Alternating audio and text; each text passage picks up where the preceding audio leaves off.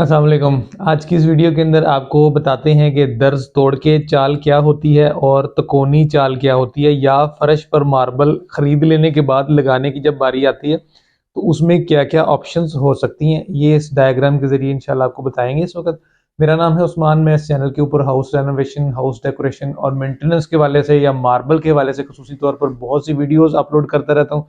अगर अभी तक आपने चैनल को सब्सक्राइब नहीं किया तो इसे प्लीज़ अभी सब्सक्राइब कर लें और चैनल टूर ज़रूर लीजिएगा। कोई हो सकता है रिक्वायरमेंट जो आप तलाश कर रहे हैं मकान बनाने के दौरान, आपको इस चैनल की वीडियोस के अंदर से ज़रूर मिल जाए। तो चलते हैं बोर्ड के ऊपर, आपको कुछ लेआउट प्लान्स बना के दिखाता हूँ और फिर आपको गाइड करता हूँ कि क्या क्या ऑप्शंस हो सकती हैं। जो मिस्त्री आपसे टेक्निकल लैंग्वेज में बात कर रहा होता है तो आपको समझ नहीं आती, ये वीडियो देख लेने के बाद इंशाल्लाह आपको सारी समझ में आ जाएगी। बेसिकली हम रूम का डायग्राम बना लेते हैं कुछ इस तरह से। अगर आपका कमरा होता है तो सबसे पहले जब काम मिस्त्री करता है वो दीवार के साथ साथ एक एक फुट छोड़ के, यानी कि एक एक फुट तकरीबन कह लें, वो एक टाइल्स की बाउंड्री पहले ही लगा लेता है। ये जो मैंने शो किया है ये सारा समझें कि एक एक फुट दीवार के साथ उसने ऑलरेडी टाइल्स लगा ली। वो 2 फुट की थी या 1 फुट की आपने ली थी, जो भी आपने ली थी, वो एक दीवार के साथ साथ इस सूरत में लगा लेता है। इस अमल को बेसिकली देसी लैंग्वेज के अंदर बोलते हैं धमाली लगाना। धमाली ला ली है जी उन्होंने। ये धमाली जो है ये लगा लेने के बाद ये जो एरिया होता है, ये आपके सामने ये जो एक लाइन नजर आ रही है, बेसिकली ये जिसके ऊपर मेरा मार्कर है, ये बेसिकली काली पट्टी आप बाजार से खरीद के लाते हैं, मार्बल दुकान से, या फैंसी बॉर्डर खरीद के लाते हैं। वो ये दीवार के साथ एक एक टाइलें लगाने के बाद, एक एक फुट टाइल लगने के बाद अगला हिस्सा जो होता है वो पट्टी या बॉर्डर का लगा लिया जाता है। इसके बाद जो अंदर बारी आती है, ये वाला जो एरिया होता है, इसको बोलते हैं दरी। दरी भरने के दो तरीके हैं। सिंपल, या तो टाइलें मिस्त्री यहां से शुरू करे और वो लगाता जाए। इस सूरत में 2 फुट की टाइलें आपने उसे ला के दी थी, वो इस तरह एक के बाद एक टाइल लगाता जाए। इसे सिंपल चाल बोलेंगे, दर्ज तोड़ के वाली चाल इसे नहीं बोलेंगे। दूसरा सिनेरियो क्या होता है, दर्ज तोड़ के किसे कहते हैं, वो सिंपली मैं आपको यहां से थोड़ा सा अमेंडमेंट करके दिखा देता हूं। ये देखें, ये आपका दीवाली लग चुकी थी, उसने एक लाइन आपकी 2 फुट वाली टाइलों की लगा ली, ठीक है। उसके बाद जब अगली टाइल लगाने लगा तो उसने 2 फुट की टाइल के बजाय स्टार्ट में एक टाइल फुट वाली डाल दी है। ये वाली जो टाइल है ये फुट वाली उसने डाल दी है। इससे क्या हुआ कि दर्ज के साथ दर्ज मैच नहीं करेगी, अब ये दर्ज टूट गई, इसको बोलते हैं दर्ज तोड़ना। ये जो दो टाइलों के दरमियान की दर्ज थी आगे यहां पे नहीं आई बल्कि यहां पे आ गई। इस तरह से आपके एक साइड पे एक लाइन के अंदर फुट का पीस स्टार्ट में डल गया।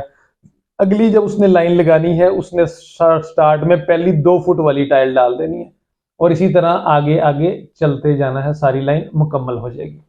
तो हर एक लाइन के बाद दूसरी लाइन में उसने एक टाइल फुट वाली लगाते जाना है और इसको कहेंगे दर्ज तोड़कर लगाना। अब आ जाते हैं तकोनी चाल क्या होती है। फिर से एक डायग्राम बना लेते हैं। अच्छा जी, जब तकोनी चाल की बारी आती है तो सेम डायग्राम हमने ड्रॉ कर लिया। जो धमाली है वो सेम उसी तरह लगेगी जैसे इसकी लगी थी। जो अंदर वाली होती है दरी जिसे बोलते हैं, उसकी क्या कहते हैं कि लाइन इस तरह, कमरे का जो एंगल था 90 का वो इस तरह से था और मार्बल को इस सूरत में लगाना शुरू कर देते हैं। ये देखें,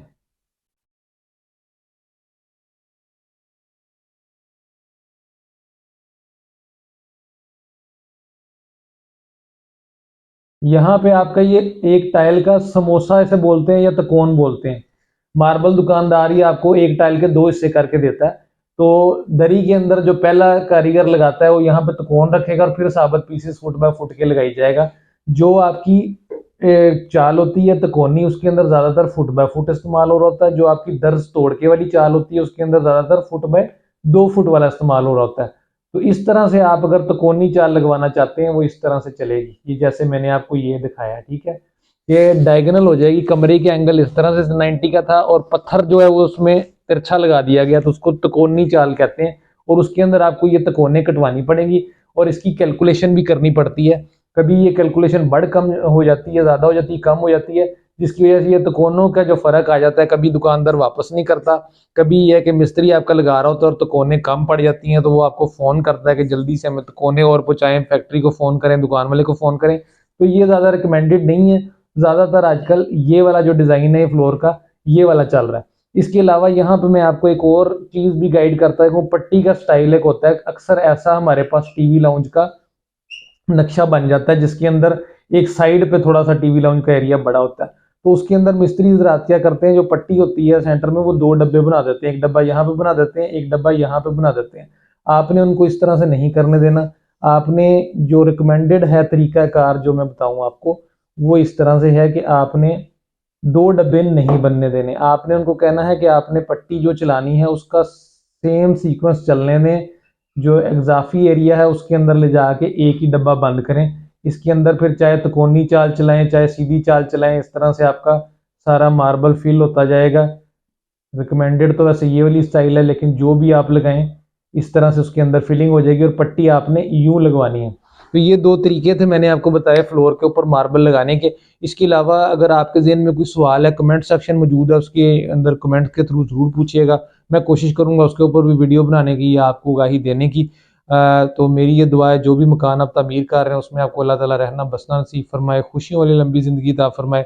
ये छोटी सी एक वीडियो थी जिसके अंदर मैंने आपको लेआउट प्लान, जिस तरह से मार्बल्स की ऑप्शंस होती हैं लगाने की, वो मैंने आपको बता दिया। जो मेन 2 लेआउट प्लान्स होते हैं, जो मिस्त्री अक्सर पूछ रहे होते हैं।